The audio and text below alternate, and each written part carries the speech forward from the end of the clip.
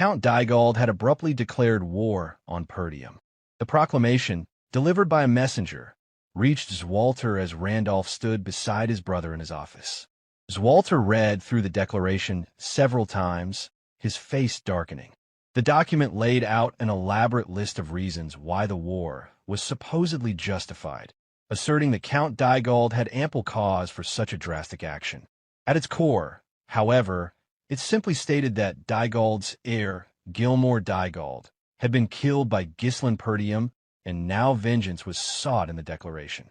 Without delay, Zwalter ordered Randolph to summon the vassals to discuss the declaration of war. As the vassals gathered, Randolph expressed his disbelief at the absurd justification, remarking that the Dygalds must have lost their minds. There was no way the young lord had killed Gilmore. The vassals quickly voiced their own outrage. Furious, one of them stated that starting a war based on false pretenses was intolerable, and they needed to be put in their place. Another lamented the long-standing alliance within the northern regions, questioning how anyone could have expected Dygald to turn its back on them. A third raised the question of what Dygald hoped to achieve by fighting them, while the vassals continued to seethe with anger. Denouncing Count Dygald at every turn, Zwalter stood deep in thought. Known throughout the kingdom as a benevolent lord who had never enslaved his people, Zwalter had always faithfully carried out his duties, serving as the northernmost defender against the barbarian raids that constantly threatened the northern villages. Suddenly, Zwalter's attention snapped back to the room when Ghislain spoke to his father, mentioning the runestones.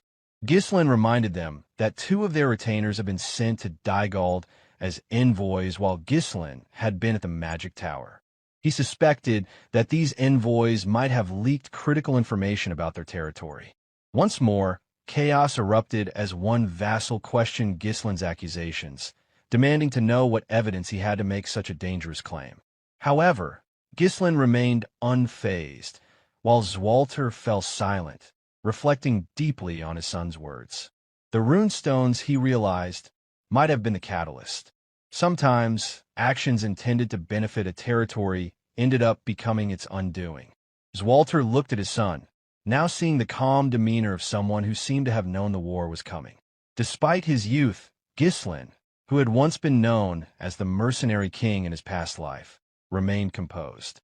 On the other hand, Randolph grew more impatient, stating that there was no need to overthink the situation. Their forces outnumbered Dygald's, and they had far more battle experience. They should make them pay for picking a fight. At that moment, a knight burst into the room. It was Scoven, bearing bad news from the gate. Breathing heavily, Scoven reported that Dygald's forces had arrived. Before the vassals could even process the news, the devastating blow to their morale was already clear. A high-level knight, on the cusp of becoming a superhuman-level master, was leading the charge. Dressed in shining silver armor, Victor, the Count Desmond's sword, had been trained from a young age and now carried the flag of Dygald to raise Perdium to the ground. Though Dygald was not a prosperous territory, much like all the estates in the harsh northern region, the exception was Desmond and Raymond's territories. Count Desmond, while feigning neutrality, had already aligned himself with the duchy's factions, and Amelia was stirring rebellion in Raymond with the support of the duchy.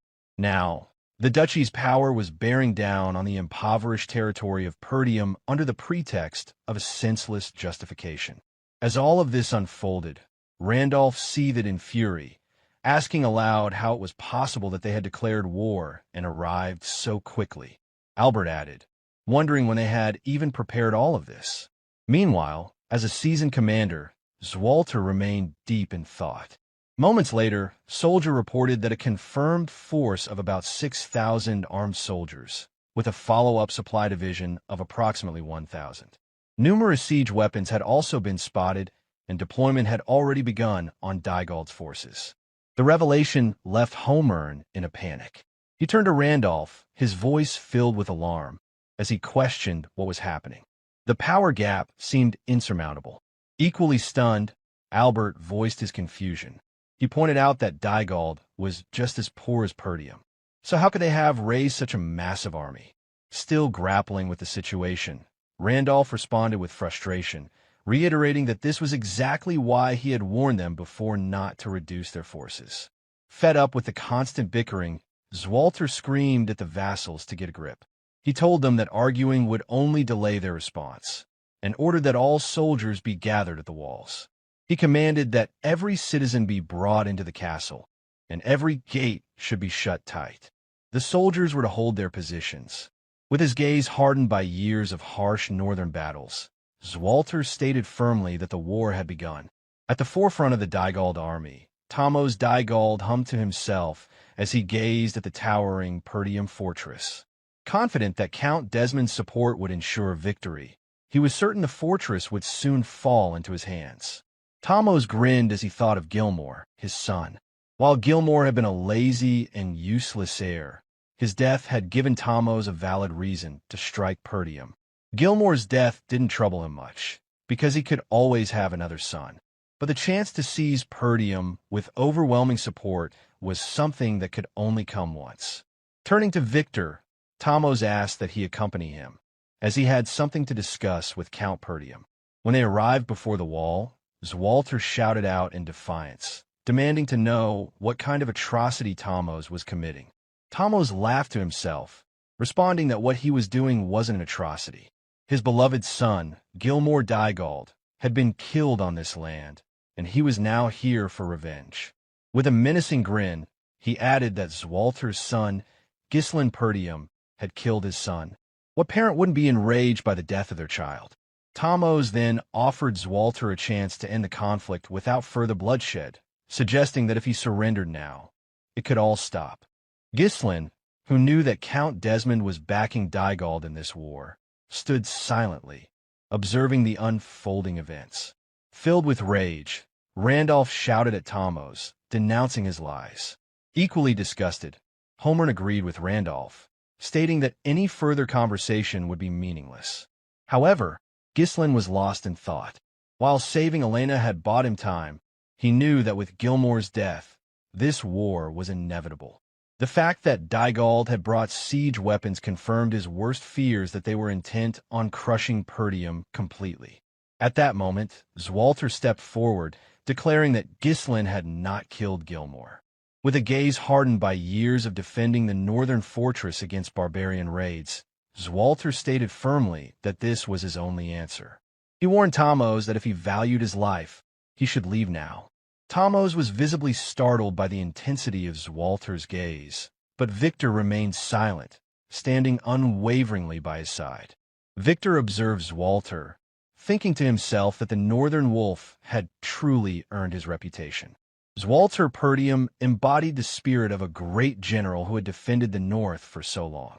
Sweating heavily, Thamos acknowledged Zwalter's reputation, stating that as expected of the Northern Wolf, Zwalter's choice was a foolish one. He warned Zwalter not to regret his decision and turned back to his forces with a final threat. Meanwhile, Zwalter knew that this would be a difficult battle. Pertium was a poor territory with barren land and few provisions, ill-prepared to withstand a prolonged siege. Feeling the weight of the situation, Randolph pleaded with Zwalter, asking him to entrust all the troops to him. He was confident that, as a high-level knight, he could easily defeat the poorly trained rabble Dygald had assembled. Albert interjected, warning Randolph that no matter how strong he was, the sheer gap in numbers was simply too great to overcome. Homer shared the same sentiment, stating that with only one loss, Pertium would be finished. However, Randolph could not remain silent and retorted that they couldn't just stand there and do nothing. Zwalter stood silently, his mind racing. The vassals began suggesting that they request aid from other territories and hold out until reinforcement arrived. As a last resort, they could abandon the castle and retreat to the northern fortress. Amidst the chaotic arguments between the vassals, Zwalter struggled to think clearly. A sudden declaration of war, with the enemy already fully prepared, was overwhelming. The sheer number of Dygald's forces was unimaginable. There was no way they should have been able to muster such a large army. Zwalter couldn't help but wonder who had supported them. As a lord, he knew he couldn't flee the castle, but as a father, He was certain that Ghislain had not killed Gilmore, and thus he could not surrender. Just then, his thoughts were interrupted when Ghislain suggested they prepare for a siege. Zwalter turned to face his son. He hadn't noticed it before, but Ghislain's composure stood in stark contrast to the panic around them. Ghislain continued, explaining that Dygald's forces numbered nearly 7,000, while Perdium could barely gather just over 2,000. The gap was more than 3-1. Dygald's forces were fully prepared, and their morale was high. Within 15 days, once their siege weapons were ready, they would launch their full assault. The calmness in Ghislain's voice prompted Zwalter to listen more closely. Ghislain added that, for now, requesting help and holding the castle was their best option. Still feeling the weight of the situation, Zwalter agreed. Normally, this would be the course of action he would take, but something about the situation didn't sit right with him. Just then, a slight arc formed on Ghislain's lips.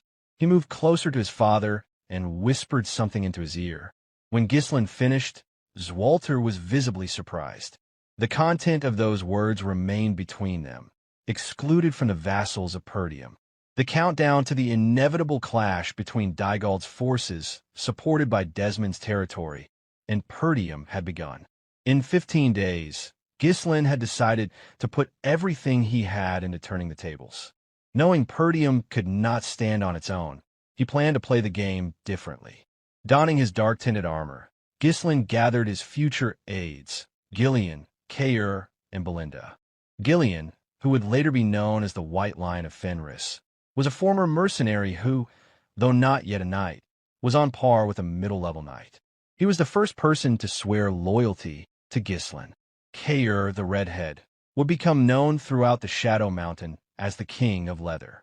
He was an unruly mercenary who had fallen into obedience after Ghislain's rigorous training. Then there was Belinda, a mysterious figure whom Ghislain's mother had brought into Perdium. She hailed from a shadowy assassin organization and had been entrusted with the care of Ghislain and Elena after their mother's death. With them gathered, the war had truly begun. In his past life as the mercenary king, Ghislain had been one of the 7 strongest on the continent. With the resources he had at hand, and with the knowledge of a man who had rewound time, Ghislain began to elaborate his plan. He explained to his aides what needed to be done. Before Dygald's forces advanced, they would strike at their supply unit. If they cut off the supplies, continuing the war would become incredibly difficult for Dygald. Cautiously, Belinda posed a question, wondering how they could achieve such a feat because the area in front of the castle was already occupied by Dygald's troops, and there were too many eyes watching. Any attempt to act would be noticed immediately. Ghislain turned to Kaer and Gillian, asking if their preparations were complete. Kaer reported that, as ordered, they had stationed troops in advance at the Forest of Beast Outpost. If needed, the troops could hide in the forest, ensuring they wouldn't be discovered. Next, Gillian reported that the ponchos, made from Dyrus Int bark as Ghislain had requested, had been distributed to the soldiers. The dark material was perfect for night operations, making it easier for the soldiers to blend into the shadows. Pointing at the map, Ghislain explained that a large force would naturally be easily spotted, but a small, elite unit wearing camouflage wouldn't be as easy to detect, making an ambush a viable strategy. However, Belinda couldn't shake her concern for her young lord. Despite his calm demeanor, she couldn't help but worry about the risks he was taking. Ghislain turned to her, explaining that the one problem they still faced was not knowing where Dygald's supply unit was located. He ordered Belinda to find a location of Dygald's supply unit. Startled by the gravity of the mission, Belinda paused, thinking carefully. She knew she had to protect the young lord, but she also wondered how Ghislain could be so daring in devising such a risky plan. After a moment of hesitation, Belinda replied with a firm understanding that she would carry out the task. On the other hand, Ghislain thought to himself that this was a dangerous mission, sneaking into enemy lines, risking death, but he trusted Belinda. He knew she would handle it with ease. Now, there was only one thing left for him to do: play his ultimate trump card to end the war. In his past life, Ghislain had known Vanessa as the Red Nightmare, a figure who had gained legendary status after raising the Lithania kingdom following her breakthrough to 7th Circle Mage status. Her talent and unconventional mana cultivation technique had turned her into a force to be reckoned with. In this war, Vanessa had become an indispensable force for Perdium. A few days later, at Dygald Supply Unit Camp, the darkness shrouded the area, with the moon hidden behind thick clouds. Unaware of the impending devastation, Baron Fabreau, a vassal of Dygald and the commander of the supply unit, cheerfully proclaimed that the war had finally begun. He eagerly anticipated the day he would be granted his own land. Perdium's former retainers, who had joined his camp, agreed, with one stating that joining Desmond's side had been the right decision. The support from their troops had earned him a cushy rear position. Another retainer raised his glass, praising the other's excellent decision-making. Drinking heartily, Fabreau continued to revel in the moment. He waved his glass, shouting that Perdium would soon be nothing but a distant memory, and part of the land would soon be his. In the darkness surrounding the camp, Gislin's force lay in wait. Leading the charge, Gislin had gathered his entire mercenary army. His plan was simple: wipe out the Dygald supply unit and cut off their resources, crippling the Dygald main force stationed in front of Perdium Castle. Despite the gravity of the war to come, Gislin's future aides jested among themselves. Belinda sighed, commenting that the weather was particularly gloomy. Noticing the same, Kair remarked that it was hard to see anything in the pitch-black darkness. Reaching for his helmet visor, Gislin smirked, noting that it was perfect weather for a surprise attack. Everything was ready, so Gislin pulled his visor down and reached for his sword. With determination in his eyes, he commanded his forces to take no prisoners and to kill them all. Leading the charge with unrestrained fury, Gislin's eyes showed no mercy. The hatred he carried for Desmond County and the duchy drove him to bulldoze anything and anyone who dared to threaten what was his.